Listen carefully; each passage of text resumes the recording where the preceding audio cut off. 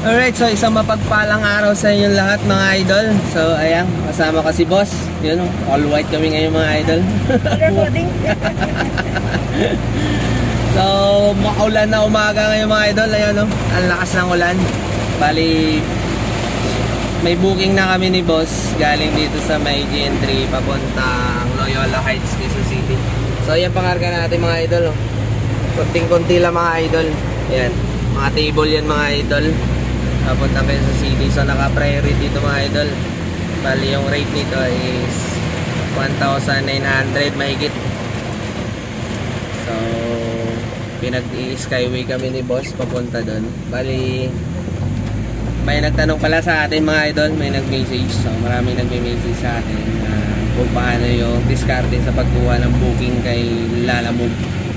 So tatlong klase kasi yung booking kay Lalamove mga idol, no? Merong pooling, regular, saka priority mga idol. So ang diskarte dyan mga idol, kung gusto mo maka-double book ka, huwag kang kumuha muna na priority. Kasi hindi mo talaga masabayan yan mga idol. Kahit anong swipe mo yan, kahit maraming booking dyan, pag ini-swipe mo yan, hindi mo may swipe pag priority agad kinuha mo. Pero pag regular yung kinuha mo mga idol, tapos nakachamba ka, konti lang yung pangarga niya, pwede mo masabayan yun ng pooling or priority. So pwede ka makatatlong booking doon mga idol. So ganun yung mga technique doon mga idol, kasi pag inuna mo yung priority, kailangan talaga i-diretso mo yung mga idol, hindi mo talaga siya pwedeng sabayan. Kaya ang gagawin mo dyan tropa, kumuha ka muna ng regular, yung mga konti lang yung pangarga, kasi minsan may mga customer na ninonote nila na ganito lang, 10 boxes lang, 15 boxes. So marami ka namang mapagpipilian ng booking. Tapos kailangan dito kay Lalamove mga idol is pabilisan mag-swipe. Kailangan mabilis ka dito mag-swipe. Hindi pwede pabagal-bagal ka, kasi pabagal-bagal ka dito, pag nagbabasa ka pa, nako, pag balik mo, i-swipe mo, wala na yung booking na yun.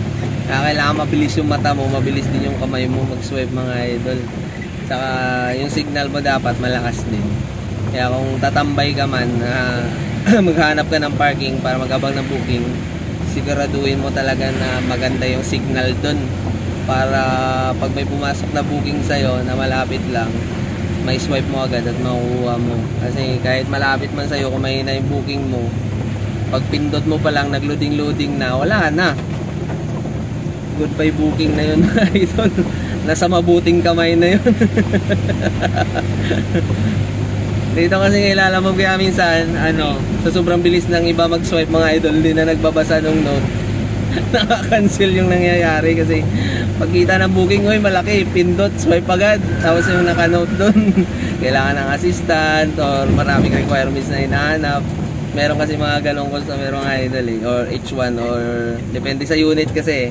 Meron kasi mga ganong customer na nagre-request ng mga H1, Travis, ganun yung mga malalaking sasakyan mga idol. So depende sa sasakyan na gamit mo mga idol. So ganun yung diskarte dito mga idol para makakuha ka ng booking.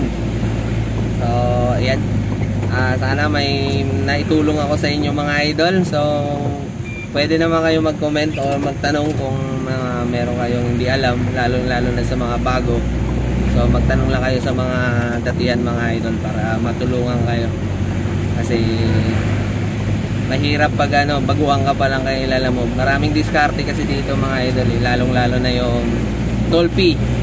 So sa toll fee kasi, sagot ng customer yan. So kailangan mo lang sabihin sa kanila na ganyan, idadaan mo ng expressway para may alam nila or may idea sila. Tapos magtatanong yan sila kung magkano ba yung toll papunta doon, ganyan. So kung hindi mo alam, ka lang, kuha ka lang ng resibo, or kung naka-RFID ka naman, kailangan may apps ka nun para meron kang transaction receipt dun sa pagdaan mo sa expressway mga idol. Tapos may mga extra waiting time din yan mga idol. Tulad niyan, siyempre pag bago hindi pa alam yan dumating kayo sa pick up, tapos 1 oras na kayo nag-aantay dun, pwede nyo singilin sa customer ng waiting time, yung extra waiting time charge mga idol. So sayang din yun, 150 din yun sa 1 oras mga idol. Dati nga sa 1,000 kg is 150 every 30 minutes, pero binago kasi ni Lalamove, naging 150 sa 1 oras mga idol. 150 isang oras na, pero okay pa rin naman kahit pa paano. at least mabayaran yung waiting time mo mga idol. Basta ganun lang mga idol, bawat waiting or parking, basta may resibo kayo, mapapa-reimburse yan sa mga customer. So yun lang mga idol, sana makatulong sa inyo. Ingat kayo lagi sa biyahe.